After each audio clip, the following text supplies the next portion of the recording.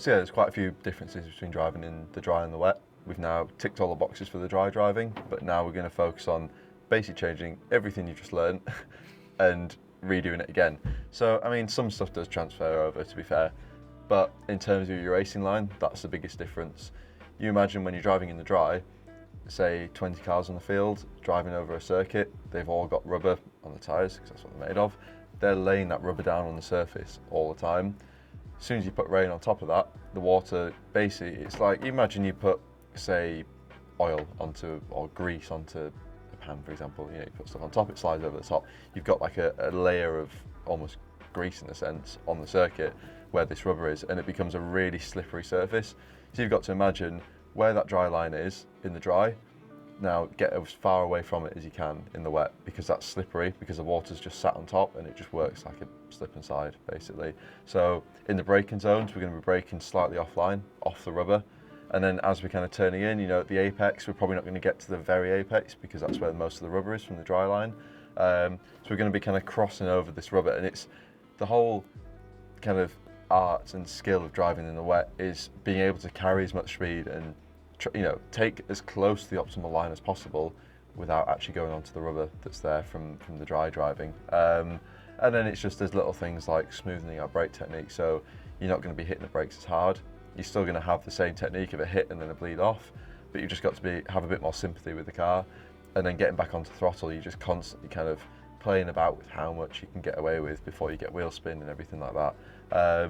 But yeah, the main difference is going to be that change in line. So we're going to really focus on imagining where the rubber would be and where we would be in the dry, and getting away from that, but not costing ourselves too much time. Cool. What's the first thing that someone does when they hit a wet track for the first time? I mean, the first thing is a psychological thing of nerves.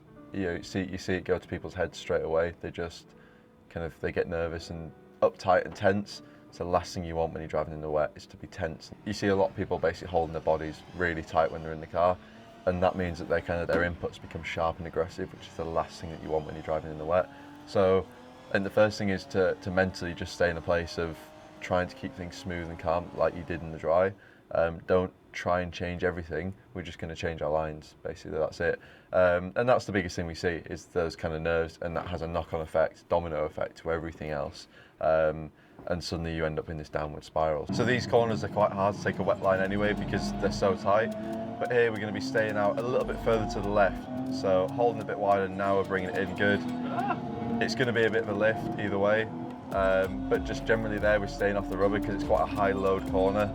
You kind of have to stay a little bit off the racing line. Here, again, it's going to be the same. Turning in a little bit later, crossing back over the rubber again, and then staying about a car width from the inside, just away from where that rubber is. Now in the braking zone, we're going to stay a car width from the left, so on the brakes now, good. We kind of have to turn in at the same point here, just because of the nature of the corner, but we're going to stay further to the right for this next corner.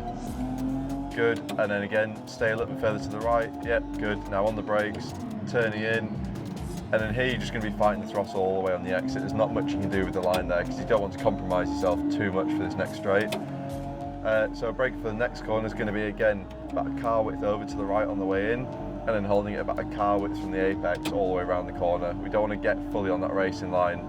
So on the brakes now, a little bit earlier, good, off the brakes, and staying about this distance to the inside. And then now you're going to be crossing back over the rubber again, good, and it's same again, car width from the right side line, good, crossing over that rubber, good, staying a little bit further away, nice, and then staying out all the way on the outside, good. You can go a little bit tighter, and that's an example there, that crossover. You've got to compromise. You don't want to go too wide, but at the same time, if you're too tight, you're just going to get stuck on that rubber, and you're just going to hurt your time, basically.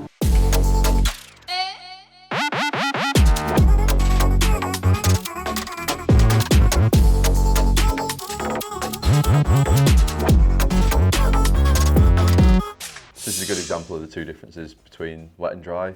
So you can see the whole entry phase is earlier. So you're on the brakes earlier at this point here. You're off throttle earlier as well.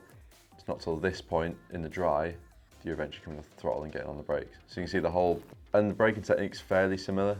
You're a little bit softer on the brakes in the wet, which is good, because you won't be able to physically brake as hard in the wet. But then you can see the coasting phase here. You're off the throttle. This is comparing the wet lap now. You're off the brakes here, waiting, and now you're back to throttle again.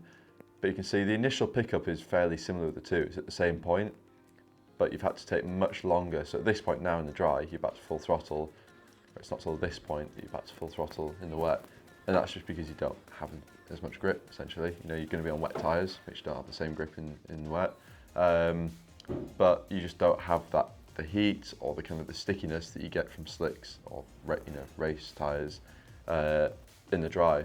So that's a perfect example of the two differences, both probably optimal for their conditions, you know, or kind of extracting nearly the most out of the car, but there's only so much you can do in the wet versus the dry. Thank you for watching. If you want to book your own session in SimTrack, follow the link in the description below.